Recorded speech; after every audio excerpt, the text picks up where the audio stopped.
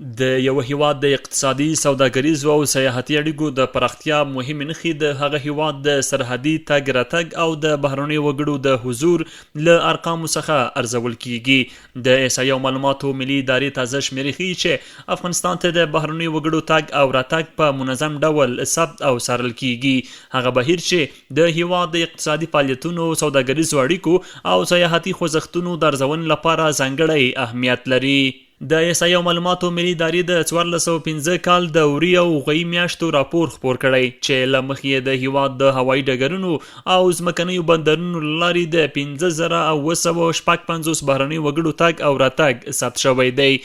د ثبت شوو معلوماتو له مخې په یاده موده کې د 108 ښځینه‌و په ګډون 2995 بهرني وګړي افغانستان ته داخل شوي او د 4 ښځینه‌و په ګډون 2761 نور له هیواده وتلي دي. د معلوماتو له مخې د راغلو بهرنیو وګړو له ډلې 2958 تنه د ځمکنیو بندرونو او 30 تنه د هوایي لارو له لارې هیواد ته داخل شوي دي. همدارنګه له دې ډلې 380 تنه د افغانستان د تاریخي او لرغونو سیمو د لیدنې لپاره راغلي او پاتې نور د کار، سوداګرۍ او نورو موخو لپاره هیواد ته داخل شوي دي.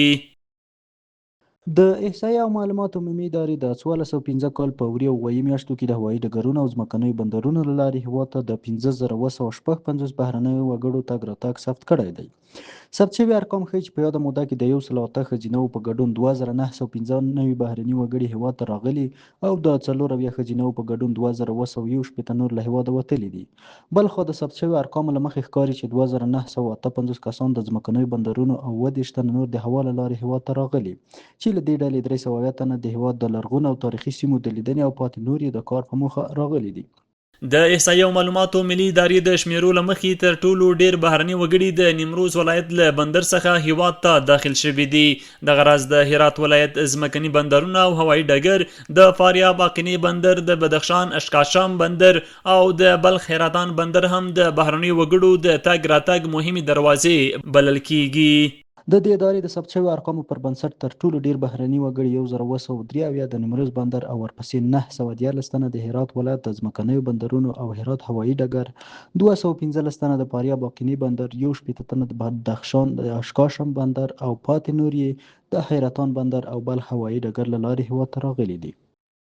کارپوهان باور لري چې د بهرنیو وګړو تګ راتګ او د سیلانیانو حضور د اقتصادي فعالیتونو د پراختیا، د سوداګرۍ د ودې او د هیواد د نړیوالو اړیکو د پیاوړتیا مهم شاخصونه ګڼل کیږي.